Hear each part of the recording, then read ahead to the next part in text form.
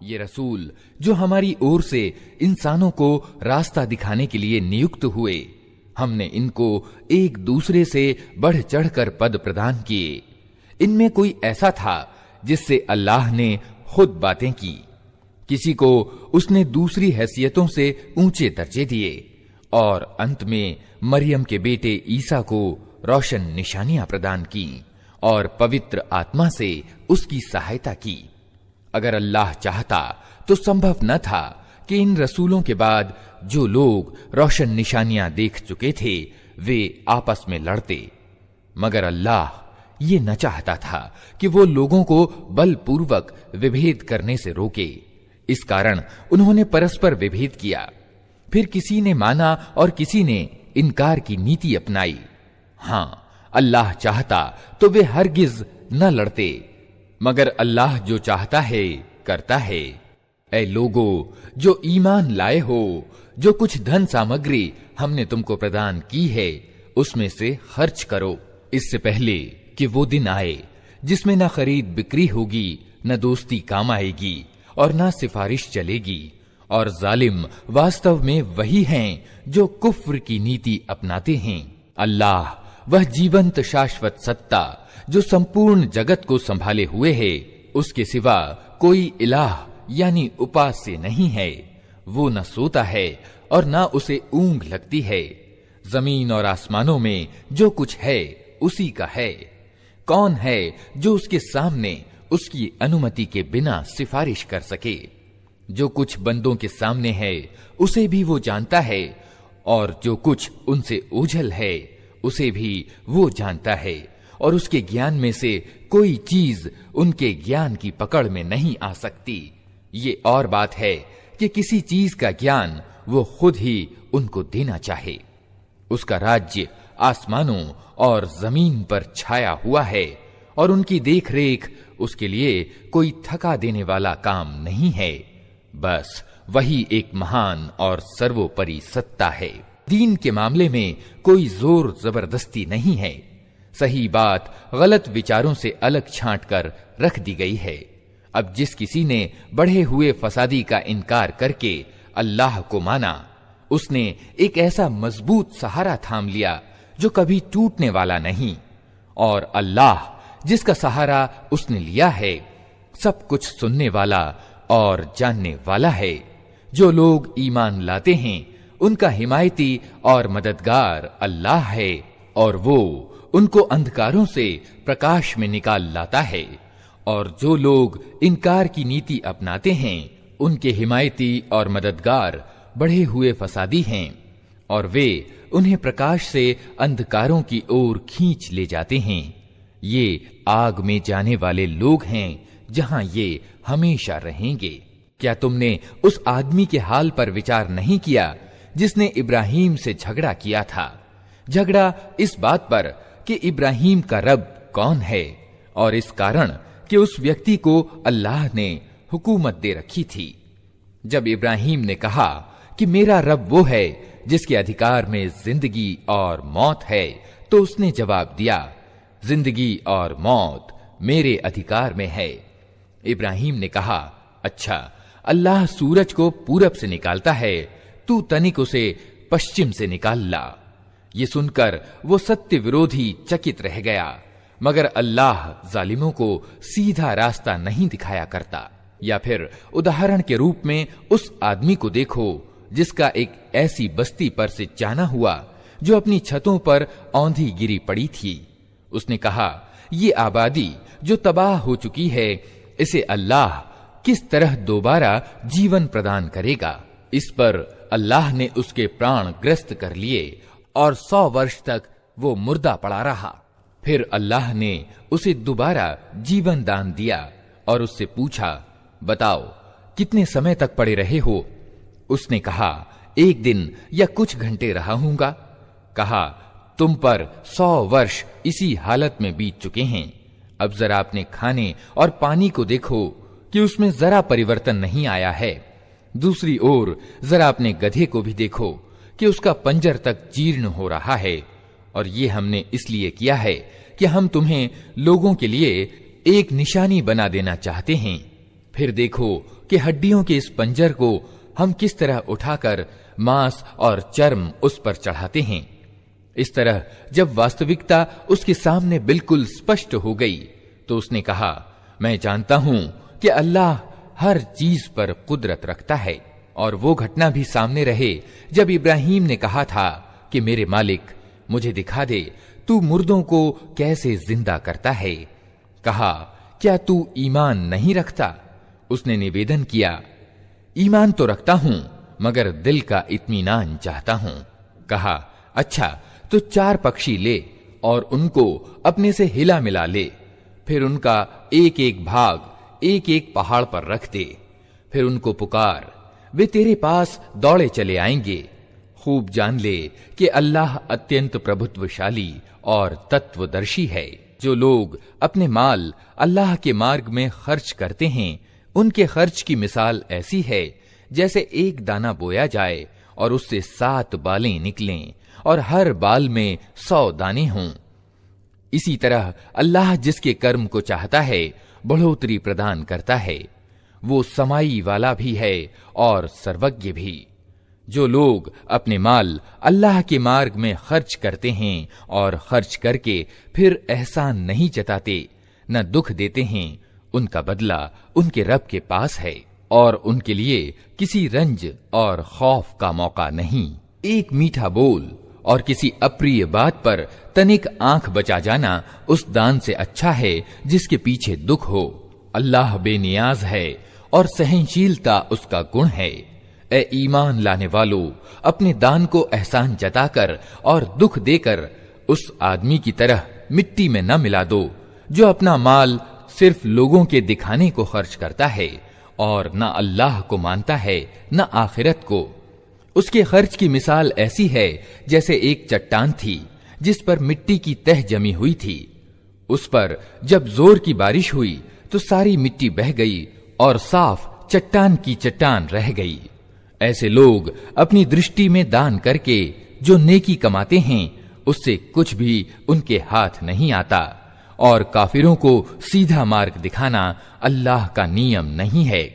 इसके विपरीत जो लोग अपने माल सिर्फ अल्लाह की खुशी की चाहत में हृदय की पूरी स्थिरता के साथ खर्च करते हैं, उनके खर्च की मिसाल ऐसी है जैसे कि उच्च सतह पर एक बाग हो। अगर जोर की बारिश हो जाए तो 2 गुना फल लाए और अगर जोर की बारिश ना भी हो तो एक हल्की फुहार ही उसके लिए काफी हो जाए। तुम जो कुछ करते हो सब अल्लाह की नजर में है।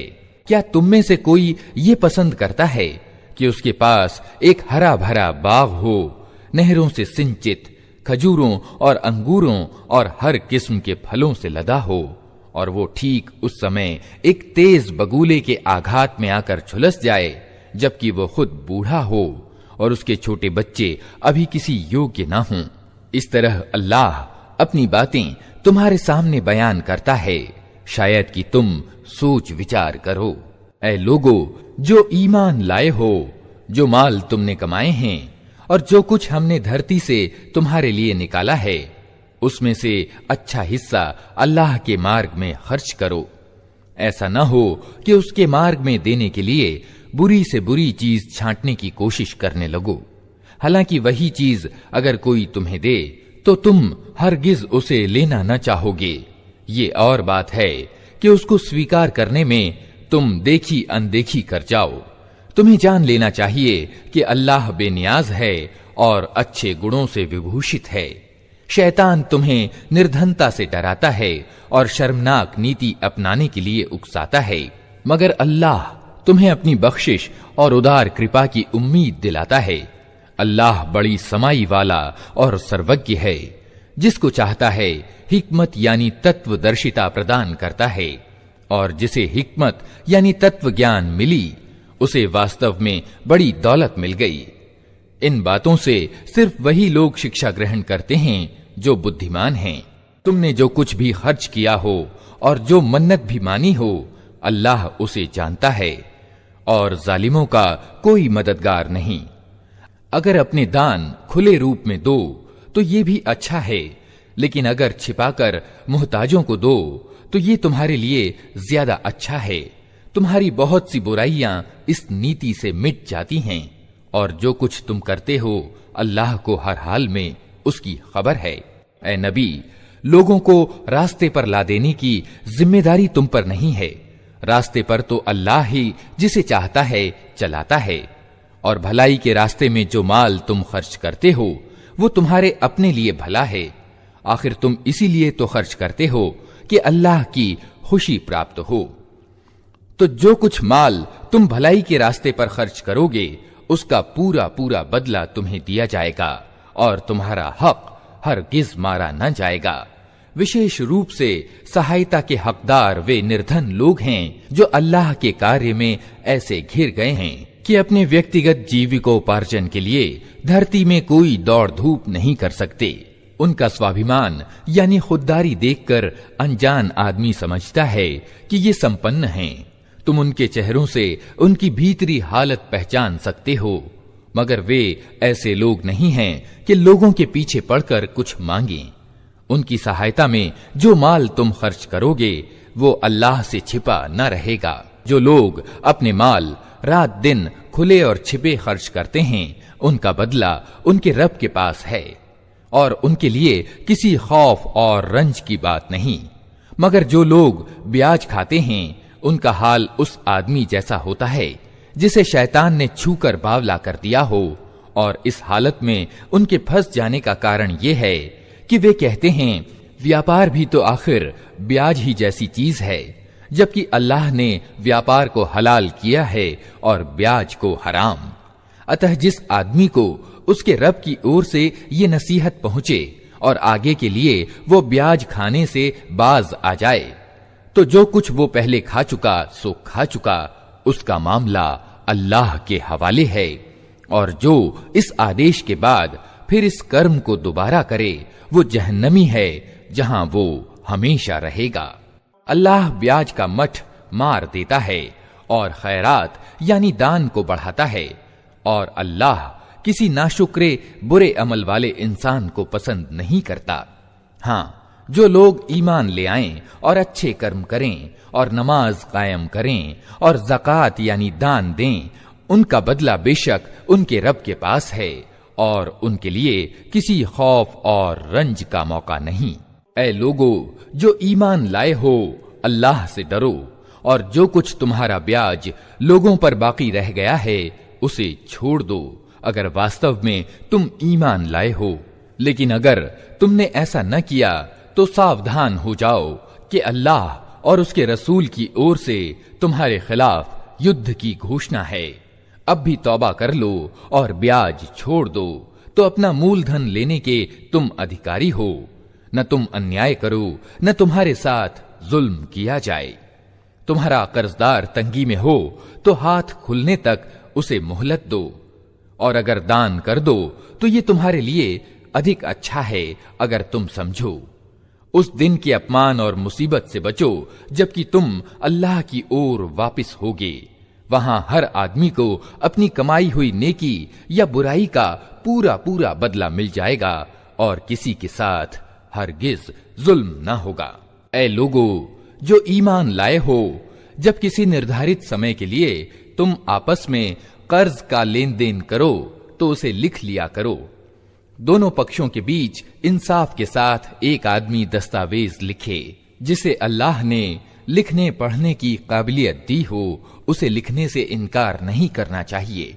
वो लिखे और बोलकर वो आदमी लिखाए जिस पर हक आता है, अर्थात कर्ज लेने वाला, और उसे अल्लाह यानी अपने रब से डरना चाहिए। जो मामला तय पाया हो उसमें कोई कमी बेशी ना करे। लेकिन अगर कर्ज लेने वाला खुद नादान या कमजोर हो या बोलकर लिखा न सकता हो तो उसका सरपरस्त इंसाफ के साथ बोलकर लिखाए। फिर अपने मर्दों में से 2 आदमियों की इस पर गवाही करा लो, और अगर 2 मर्द ना हों तो 1 मर्द और 2 औरतें हों, ताकि एक भूल जाए तो दूसरी उसे याद दिला दे। ये गवाह ऐसे लोगों में से होने चाहिए जिनकी गवाही तुम्हारे बीच स्वीकार की जाती हो।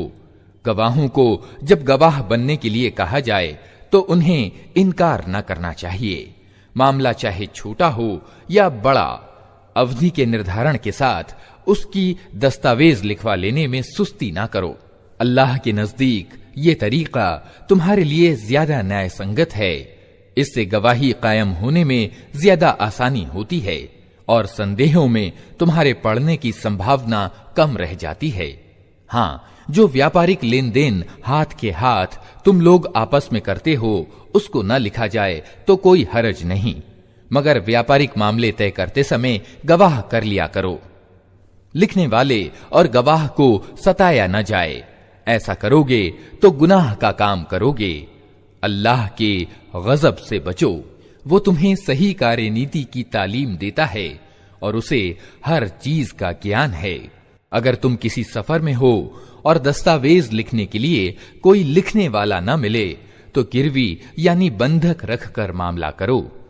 अगर तुम में से कोई आदमी दूसरे पर भरोसा करके उसके साथ कोई मामला करे तो जिस पर भरोसा किया गया है उसे चाहिए कि अमानत अदा करे और अल्लाह यानी अपने रब से डरे और गवाही हरगिज़ न छिपाओ।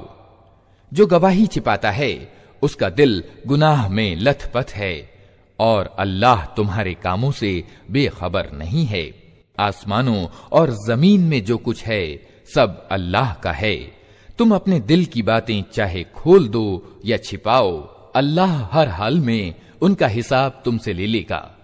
फिर उसे अधिकार है जिसे चाहे माफ कर दे और जिसे चाहे सजा दे। उसे हर चीज पर कुदरत हासिल है। रसूल यानी ईश्वरीय संदेश वाहक ने उस मार्गदर्शन को माना जो उसके रब की ओर से उस पर उतरा है, और जो लोग इस रसूल के मानने वाले हैं उन्होंने भी उस मार्गदर्शन को दिल से मान लिया है। ये सब अल्लाह और उसके फरिश्तों और उसकी किताबों और उसके रसूलों को मानते हैं और इनका कहना यह है कि हम अल्लाह के रसूलों को एक दूसरे से अलग नहीं करते। हमने हुक्म सुना और आज्ञाकारी हुए। मालिक, हम तुझसे माफी चाहते हैं और हमें तेरी ही ओर पलटना है। अल्लाह किसी जान पर उसकी सहन शक्ति से बढ़कर जिम्मेदारी का बोझ नहीं डालता।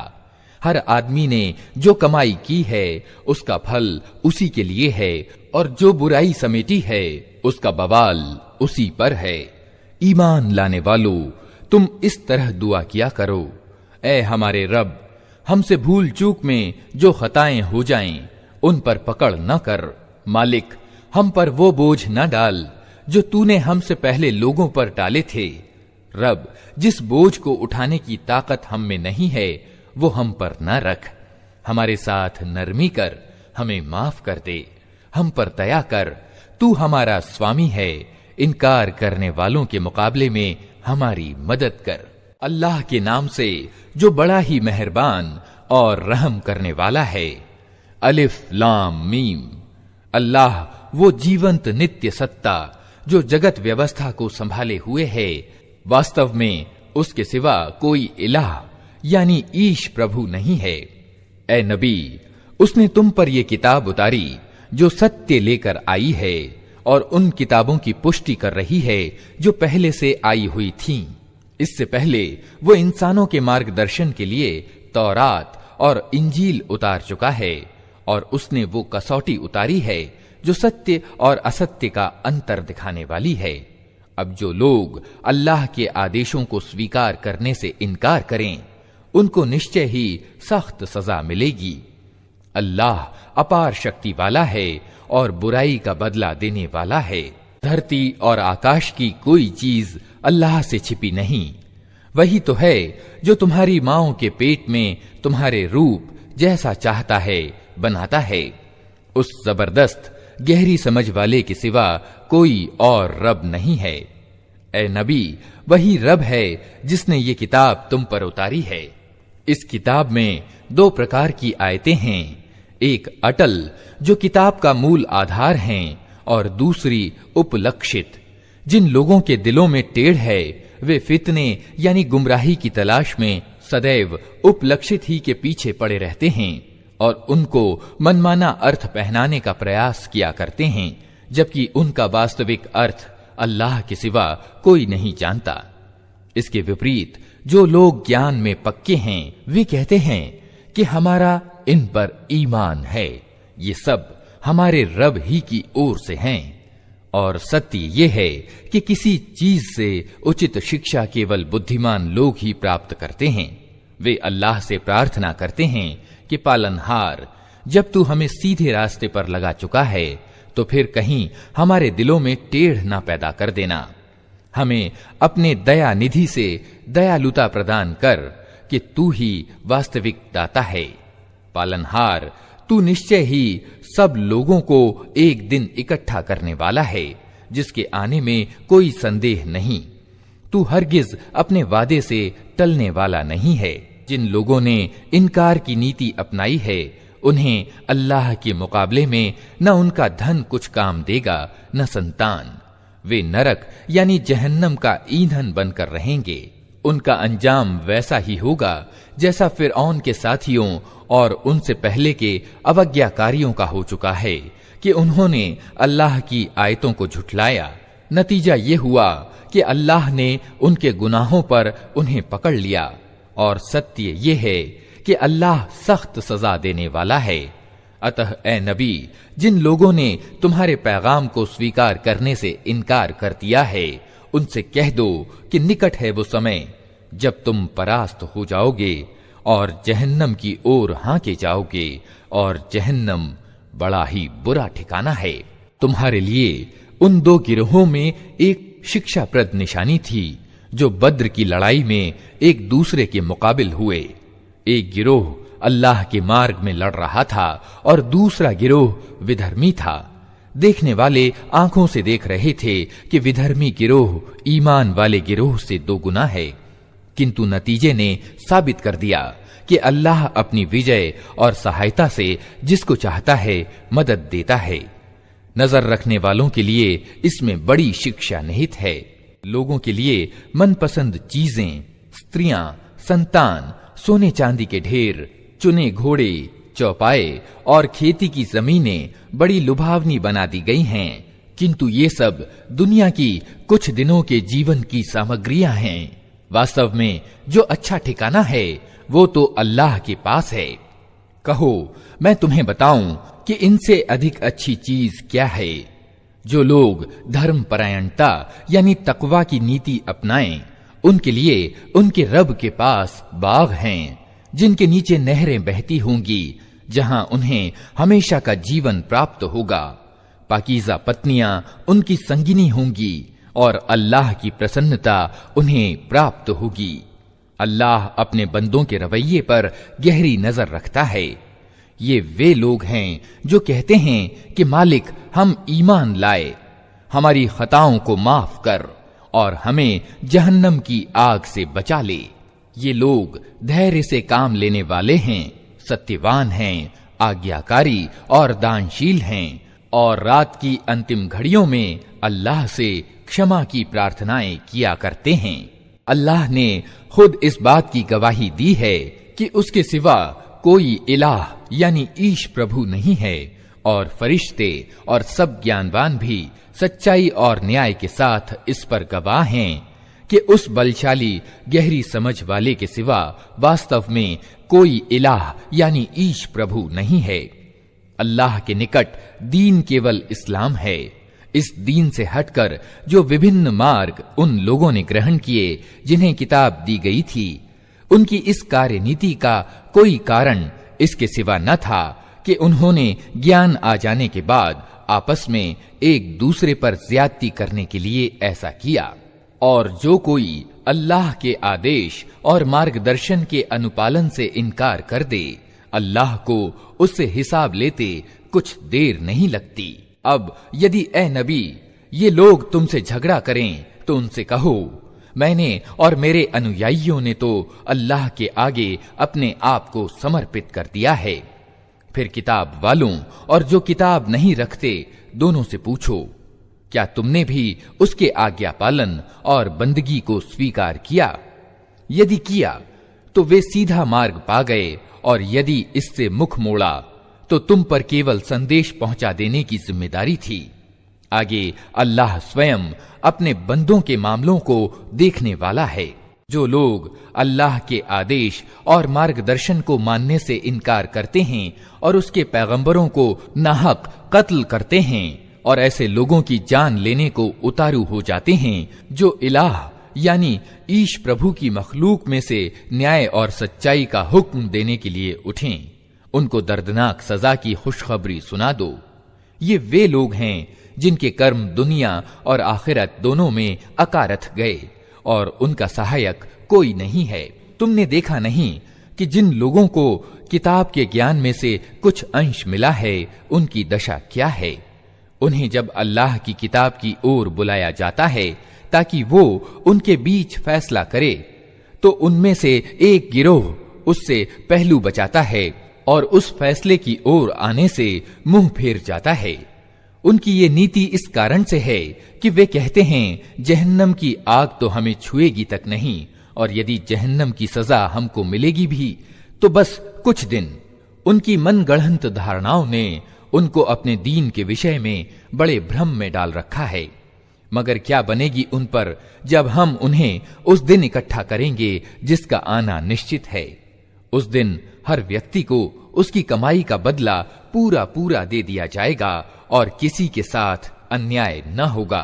कहो, ए अल्लाह, राज्य के स्वामी, तू जिसे चाहे राज्य दे और जिससे चाहे छीन ले, जिसे चाहे सम्मान प्रदान करे और जिसको चाहे अपमानित कर दे। भलाई तेरे अधिकार में है, यकीनन तुझे हर चीज की सामर्थ्य प्राप्त है। रात को दिन में पिरोता हुआ ले आता है और दिन को रात में। निर्जीव में से जीवधारी को निकालता है और जीवधारी में से निर्जीव को, और जिसे चाहता है बेहिसाब रोजी देता है। ईमान वालों को छोड़कर इनकार करने वालों यानी विधर्मियों को अपना साथी और यार मददगार हरगिज न बनाए। जो ऐसा करेगा उसका अल्लाह से कोई संबंध नहीं। हाँ, ये माफ है कि तुम उनके जुल्म से बचने के लिए ऊपरी तौर से ऐसी नीति अपना लो, किंतु अल्लाह तुम्हें अपने आप से डराता है और तुम्हें उसी की ओर पलट कर जाना है। ऐ नबी, लोगों को खबरदार कर दो कि तुम्हारे दिलों में जो कुछ है उसे चाहे तुम छिपाओ या प्रकट करो, अल्लाह हर हाल में उसे जानता है। आकाशों और धरती की कोई चीज उसके ज्ञान से बाहर नहीं है और उसका प्रभुत्व हर चीज पर छाया रहता है। वो दिन आने वाला है जब हर व्यक्ति अपने किए का फल मौजूद पाएगा, चाहे उसने भलाई की हो या बुराई। उस दिन आदमी ये तमन्ना करेगा कि क्या ही अच्छा होता कि अभी ये दिन उससे बहुत दूर होता। अल्लाह तुम्हें अपने आप से डराता है और वो अपने बंदों का अत्यंत हितैषी है। ऐ नबी, लोगों से कह दो कि यदि तुम वास्तव में अल्लाह से प्रेम करते हो तो मेरा अनुसरण करो। अल्लाह तुमसे प्रेम करेगा और तुम्हारी खताओं को माफ कर देगा। वो बड़ा क्षमाशील और दयावान है। उनसे कहो कि अल्लाह और रसूल का आज्ञा पालन करो। फिर यदि वे तुम्हारी ये बात न माने तो निश्चय ही ये संभव नहीं है कि अल्लाह ऐसे लोगों से प्रेम करे जो उसके और उसके रसूल के आज्ञा पालन से इनकार करते हों। अल्लाह ने आदम और नूह और इब्राहिम की संतान और इमरान की संतान को संपूर्ण संसार वालों के मुकाबले में प्रधानता देकर अपने संदेश वाहन के लिए चुना था। ये एक सिलसिले के लोग थे जो एक दूसरे की नस्ल से पैदा हुए थे।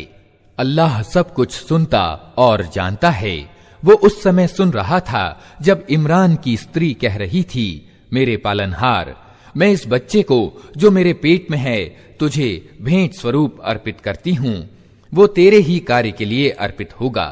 मेरी इस भेंट को स्वीकार कर, तू सुनने और जानने वाला है। फिर जब वो बच्ची उसके यहाँ पैदा हुई तो उसने कहा, मेरे मालिक, मेरे यहाँ तो लड़की पैदा हो गई है। हालांकि जो कुछ उसने जना था अल्लाह को उसकी खबर थी और लड़का लड़की की तरह नहीं होता। खैर, मैंने उसका नाम मरियम रख दिया है और मैं उसे और उसकी भावी संतान को तिरस्कृत शैतान के फितने से तेरी शरण में देती हूं। अंततः उसके रब ने उस लड़की को खुशी से स्वीकार कर लिया। उसे बड़ी अच्छी लड़की बनाकर उठाया और जकरिया को उसका सरपरस्त बना दिया। जकरिया जब कभी उसके पास मेहराब यानी इबादत गाह में जाता तो उसके पास कुछ न कुछ खाने पीने की चीज पाता। पूछता, मरियम, ये तेरे पास कहां से आया? वो उत्तर देती, अल्लाह के पास से आया है। अल्लाह जिसे चाहता है बेहिसाब रोजी देता है। ये हाल देखकर जकरिया ने अपने रब को पुकारा, पालनहार, अपनी सामर्थ्य से मुझे नेक संतान दे, तू ही प्रार्थना सुनने वाला है। उत्तर में फरिश्तों ने आवाज दी, जबकि वो मेहराब यानी इबादत गाह में खड़ा उपासना कर रहा था, कि अल्लाह तुझे यहया की खुशखबरी देता है, वो अल्लाह की ओर से एक आदेश की पुष्टि करने वाला बनकर आएगा। उसमें सरदारी और बुजुर्गी की शान होगी, पूर्ण संयत होगा, नबी बनाया जाएगा और अच्छों में उसकी गिनती होगी। जकरिया ने कहा, पालनहार, भला मेरे यहां लड़का कहां से होगा? मैं तो बहुत बूढ़ा हो चुका हूं और मेरी पत्नी बांझ है। उत्तर मिला, ऐसा ही होगा, अल्लाह जो चाहता है करता है। निवेदन किया, मालिक, फिर कोई निशानी मेरे लिए नियत कर दे। कहा, निशानी ये है कि तुम 3 दिन तक लोगों से इशारे के सिवा कोई बातचीत न करोगे या न कर सकोगे। इस बीच अपने रब को बहुत याद करना और सुबह शाम उसकी तस्बीह यानी महिमा गान करते रहना। फिर वो समय आया जब मरियम से फरिश्तों ने आकर कहा, ए मरियम, अल्लाह ने तुझे चुना और पवित्रता प्रदान की और सारे संसार की स्त्रियों में तुझे आगे रखकर अपनी सेवा के लिए चुन लिया। ए मरियम, अपने रब की आज्ञाकारी बनकर रह, उसके आगे सजदा कर और जो बंदे उसके आगे झुकने वाले हैं उनके साथ तू भी झुक जा। ए नबी, ये छिपी खबरें हैं जो हम तुमको प्रकाशना के द्वारा बता रहे हैं, अन्यथा तुम उस समय वहां मौजूद न थे जब हैकल यानी उपासना गृह के सेवक ये फैसला करने के लिए कि मरियम का सरपरस्त कौन हो अपनी अपनी कलम फेंक रहे थे, और न तुम उस समय उपस्थित थे जब उनके बीच झगड़ा खड़ा हो गया था। और जब फरिश्तों ने कहा, ए मरियम, अल्लाह तुझे अपने एक आदेश की खुशखबरी देता है, उसका नाम मसीह मरियम का बेटा ईसा होगा, दुनिया और आखिरत में प्रतिष्ठित होगा, अल्लाह के निकटवर्ती बंदों में गिना जाएगा, लोगों से पालने में भी बात करेगा और बड़ी उम्र को पहुंचकर भी, और वो एक नेक व्यक्ति होगा। ये सुनकर मरियम बोली, पालनहार, मेरे यहां बच्चा कहां से होगा?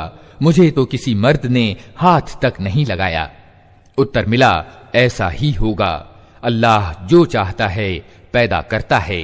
वो जब किसी काम के करने का फैसला करता है तो बस कहता है कि हो जा, और वो हो जाता है। फरिश्तों ने फिर अपनी बात को आगे बढ़ाते हुए कहा, और अल्लाह उसे किताब और गहरी समझ की शिक्षा देगा, तौरात और इंजील का ज्ञान देगा, और इस्राएल की संतान की ओर अपना रसूल नियुक्त करेगा। और जब वो रसूल के रूप में इस्राएलियों के पास आया तो उसने कहा, मैं तुम्हारे रब की ओर से तुम्हारे पास निशानी लेकर आया हूं। मैं तुम्हारे सामने मिट्टी से पक्षी के रूप की एक आकृति बनाता हूं और उसमें फूंक मारता हूं, वो अल्लाह के आदेश से पक्षी बन जाती है। मैं अल्लाह के हुक्म से जन्मांध और कोढ़ी को अच्छा करता हूं और उसकी अनुज्ञा से मुर्दे को जीवित करता हूं। मैं तुम्हें बताता हूं कि तुम क्या खाते हो और क्या अपने घरों में इकट्ठा करके रखते हो। इसमें तुम्हारे लिए काफी निशानी है अगर तुम ईमान वाले हो। और मैं उस शिक्षा और पथ प्रदर्शन की पुष्टि करने वाला बनकर आया हूं जो तौरात में से इस समय मेरे जमाने में मौजूद है, और इसलिए आया हूं कि तुम्हारे लिए कुछ उन चीजों को वैध कर दूं जो तुम्हारे लिए अवैध कर दी गई हैं। देखो, मैं तुम्हारे रब की ओर से तुम्हारे पास निशानी लेकर आया हूं, अतः अल्लाह से डरो और मेरा कहना मानो। अल्लाह मेरा रब भी है और तुम्हारा रब भी, अतः तुम उसी की बंदगी अपनाओ, यही सीधा मार्ग है। जब ईसा ने महसूस किया कि इस्राएल की संतान अधर्म और इनकार पर आमादा हैं, तो उसने कहा, कौन अल्लाह के मार्ग में मेरा सहायक होता है? हवारियों यानी साथियों ने उत्तर दिया, हम अल्लाह के मार्ग में आपके सहायक हैं। हम अल्लाह पर ईमान लाए। गवाह रहो कि हम मुस्लिम अर्थात अल्लाह के आज्ञाकारी हैं। मालिक, जो आदेश तूने उतारा है हमने उसे मान लिया और रसूल का अनुसरण स्वीकार किया। हमारा नाम गवाही देने वालों में लिख ले। फिर इस्राएली मसीह के विरुद्ध गुप्त उपाय करने लगे। उत्तर में अल्लाह ने भी अपना गुप्त उपाय किया और ऐसे उपायों में अल्लाह सबसे बढ़कर है। वो अल्लाह का छिपा उपाय ही था जब उसने कहा कि ए ईसा, अब मैं तुझे वापस ले लूंगा और तुझको अपनी ओर उठा लूंगा और जिन्होंने तेरा इनकार किया है उनसे अर्थात उनकी संगत से और उनके गंदे वातावरण में उनके साथ रहने से तुझे पाक कर दूंगा और तेरे अनुयायियों को क़यामत तक उन लोगों के ऊपर रखूंगा जिन्होंने तेरा इनकार किया है। फिर तुम सबको अंत में मेरे पास आना है। उस समय मैं उन बातों का निर्णय कर दूंगा जिनमें तुम्हारे बीच मतभेद हुआ है। जिन लोगों ने अधर्म और इनकार की नीति अपनाई है उन्हें दुनिया और आखिरत दोनों में सख्त सजा दूंगा और वे कोई सहायक न पाएंगे। और जो ईमान लाए और जिन्होंने अच्छे कर्म की नीति अपनाई है उन्हें उनका बदला पूरा पूरा दे दिया जाएगा। और खूब जान लें कि जालिमों से अल्लाह हरगिज प्रेम नहीं करता। ए नबी, ये आयतें और तत्व ज्ञान से भरे हुए वर्णन हैं जो हम तुम्हें सुना रहे हैं। अल्लाह के नजदीक ईसा की मिसाल आदम जैसी है कि अल्लाह ने उसे मिट्टी से पैदा किया और आदेश दिया कि हो जा, और वो हो गया। ये मूल तथ्य है जो तुम्हारे रब की ओर से बताया जा रहा है और तुम उन लोगों में सम्मिलित ना हो जो इसमें संदेह करते हैं। ये ज्ञान आ जाने के बाद अब जो कोई इस विषय में तुमसे झगड़ा करे तो ए नबी उससे कहो कि आओ हम और तुम स्वयं भी आ जाएं और अपने अपने बाल बच्चों को भी ले आएं और अल्लाह से प्रार्थना करें कि जो झूठा हो उस पर अल्लाह की लानत हो। ये बिल्कुल सत्य घटनाएं हैं और सत्य ये है कि अल्लाह के सिवा कोई और रब नहीं है और वो अल्लाह ही की सत्ता है जिसकी शक्ति सबसे बढ़कर है और जिसकी तत्वदर्शिता सारे विश्व में क्रियाशील है। अतः यदि ये लोग इस शर्त पर मुकाबले में आने से मुंह मोड़ें तो इनका फसादी होना स्पष्ट हो जाएगा और अल्लाह तो फसादियों के हाल से परिचित ही है। ए नबी कहो, ए किताब वालो, आओ एक ऐसी बात की ओर जो हमारे और तुम्हारे बीच समान है, ये कि हम अल्लाह के सिवा किसी की बंदगी न करें, उसके साथ किसी को साझी न ठहराएं और हम में से कोई अल्लाह के सिवा किसी को अपना रब न बना ले। इस दावत को स्वीकार करने से अगर वे मुंह मोड़ें तो साफ कह दो कि गवाह रहो, हम तो मुस्लिम यानी केवल अल्लाह की बंदगी और आज्ञा पालन करने वाले हैं। ऐ किताब वालो, तुम इब्राहिम के दीन के बारे में क्यों झगड़ा करते हो? तौरात और इंजील तो इब्राहिम के बाद ही उतरी हैं। फिर क्या तुम इतनी बात भी नहीं समझते? तुम लोग जिन चीजों का ज्ञान रखते हो उनमें तो अच्छी तरह वाद विवाद कर चुके, अब उन मामलों में क्यों वाद विवाद करने चले हो जिनका तुम्हारे पास कुछ भी ज्ञान नहीं? अल्लाह जानता है, तुम नहीं जानते। इब्राहिम न यहूदी था न ईसाई, बल्कि वो तो एक एकाग्र चित्त मुस्लिम था और वो हरगिज मुशरिकों यानी बहुदेववादियों में से न था। इब्राहिम से संबंध रखने का सबसे अधिक अधिकार किसी को पहुंचता है तो उन लोगों को पहुंचता है जिन्होंने उसका अनुसरण किया। और अब ये नबी और इसके मानने वाले इस संबंध के अधिक अधिकारी हैं। अल्लाह केवल उन्हीं का समर्थक और सहायक है जो ईमान वाले हैं। ऐ ईमान लाने वालों, किताब वालों में से एक गिरोह चाहता है कि किसी तरह तुम्हें सीधे मार्ग से हटा दे, हालांकि वास्तव में वे अपने सिवा किसी को गुमराही में नहीं डाल रहे हैं। किंतु वे इसे जान नहीं पा रहे हैं। ऐ किताब वालों, क्यों अल्लाह की आयतों का इनकार करते हो जबकि तुम स्वयं उनका निरीक्षण कर रहे हो। ऐ किताब वालों, क्यों सत्य पर असत्य का रंग चढ़ाकर संदिग्ध बनाते हो? क्यों जानते बूझते सत्य को छिपाते हो? किताब वालों में से एक गिरोह कहता है कि इस नबी के मानने वालों पर जो कुछ उतरा है उस पर सुबह को ईमान लाओ और शाम को उससे इनकार कर दो। शायद इस उपाय से ये लोग अपने ईमान से फिर जाएं। ये लोग आपस में कहते हैं कि अपने धर्म वालों के सिवा किसी की बात न मानो। ए नबी, उनसे कह दो कि वास्तव में मार्गदर्शन तो अल्लाह ही का मार्गदर्शन है और ये उसी की देन है कि किसी को वही कुछ दे दिया जाए जो कभी तुमको दिया गया था, या ये कि दूसरों को तुम्हारे रब की सेवा में पेश करने के लिए तुम्हारे विरुद्ध ठोस प्रमाण मिल जाए। ए नबी, इनसे कहो कि श्रेष्ठता और बड़ाई अल्लाह के हाथ में है, जिसे चाहे प्रदान करे। वो व्यापक दृष्टि वाला है और सब कुछ जानता है। अपनी दयालुता के लिए जिसको चाहता है खास कर लेता है और उसकी उदारता एवं अनुकंपा बहुत बड़ी है। किताब वालों में कोई तो ऐसा है कि अगर तुम उसके भरोसे पर माल और दौलत का एक ढेर भी दे दो तो वो तुम्हारा माल तुम्हें अदा कर देगा, और किसी का हाल ये है कि अगर तुम एक दीनार के मामले में भी उस पर भरोसा करो तो वो अदा न करेगा। ये और बात है कि तुम उसके सिर पर सवार हो जाओ। उनकी इस नैतिक दशा का कारण ये है कि वे कहते हैं उम्मियों यानी गैर यहूदी लोगों के मामले में हमारी कोई पकड़ नहीं होने की है, और ये बात वे निरा झूठ घड़कर अल्लाह से जोड़ते हैं। हालांकि उन्हें मालूम है कि अल्लाह ने ऐसी कोई बात नहीं कही है। आखिर क्यों उनसे पूछ न होगी?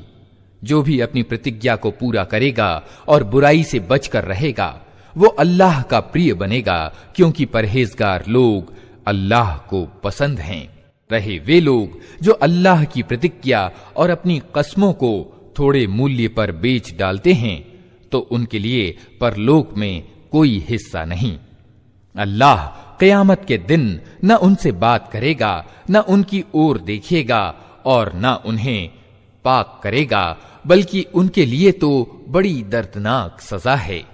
उनमें कुछ लोग ऐसे हैं जो किताब पढ़ते हुए इस प्रकार जबान का उलटफेर करते हैं कि तुम समझो जो कुछ वे पढ़ रहे हैं वो किताब ही का अंश है, जबकि वो किताब का अंश नहीं होता।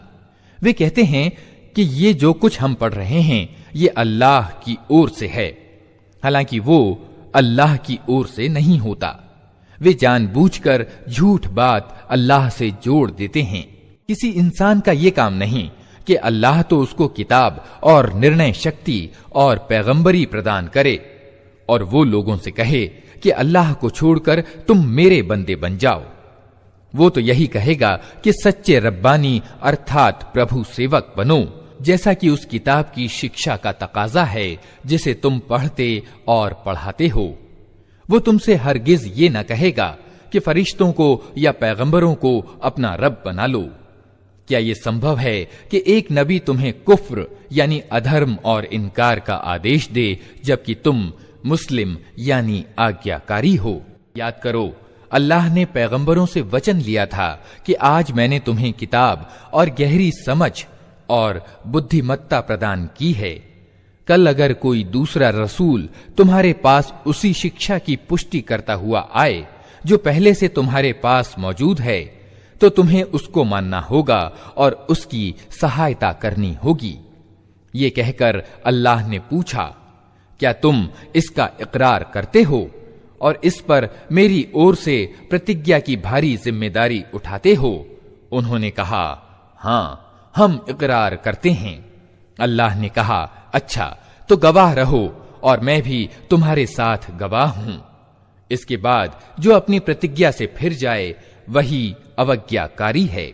अब क्या ये लोग अल्लाह के आज्ञा पालन का तरीका यानी अल्लाह का दीन छोड़कर कोई और तरीका चाहते हैं? हालांकि आकाशों और धरती की सारी चीजें चाहे अनचाहे अल्लाह की आज्ञाकारी यानी मुस्लिम हैं और उसी की ओर सबको पलटना है। ए नबी, कहो कि हम अल्लाह को मानते हैं, उस शिक्षा को मानते हैं जो हम पर उतारी गई है, उन शिक्षाओं को भी मानते हैं जो इब्राहीम, इस्माइल, इसहाक, याकूब और याकूब की संतान पर उतरी थीं, और उन आदेशों को भी मानते हैं जो मूसा और ईसा और दूसरे पैगंबरों को उनके रब की ओर से दी गईं। हम उनके बीच अंतर नहीं करते और हम अल्लाह के आज्ञाकारी यानी मुस्लिम हैं। इस आज्ञा पालन यानी इस्लाम के सिवा जो व्यक्ति कोई और तरीका अपनाना चाहे, उसका वो तरीका हरगिज स्वीकार न किया जाएगा और परलोक में वो असफल रहेगा। कैसे हो सकता है कि अल्लाह उन लोगों को मार्ग पर चलाए जिन्होंने ईमान जैसी नेमत पा लेने के बाद फिर कुफ्र यानी अधर्म और इनकार की नीति अपनाई, हालांकि वे खुद इस बात पर गवाही दे चुके हैं कि ये रसूल सत्य पर है और उनके पास स्पष्ट निशानियां भी आ चुकी हैं। अल्लाह जालिमों को तो मार्ग नहीं दिखाया करता। उनके अत्याचार का उचित बदला यही है कि उन पर अल्लाह और फरिश्तों और सारे इंसानों की फिटकार है। इसी दशा में वे सदैव रहेंगे, न उनकी सजा में कमी होगी और न उन्हें मोहलत दी जाएगी। हाँ, वे लोग बच जाएंगे जो इसके बाद तौबा करके अपनी नीति में सुधार लाएं। अल्लाह क्षमाशील और दया करने वाला है। किंतु जिन लोगों ने ईमान लाने के बाद कुफ्र यानी इनकार इख्तियार किया, फिर अपने कुफ्र में बढ़ते चले गए, उनकी तौबा हरगिज स्वीकार न की जाएगी। ऐसे लोग तो पक्के गुमराह हैं। विश्वास रखो, जिन लोगों ने कुफ्र किया और कुफ्र ही की दशा में मरे, उनमें से कोई अगर अपने आप को सजा से बचाने के लिए धरती भरकर भी सोना बदले में दे तो उसे स्वीकार न किया जाएगा। ऐसे लोगों के लिए दर्दनाक सजा तैयार है और वे अपना कोई सहायक न पाएंगे।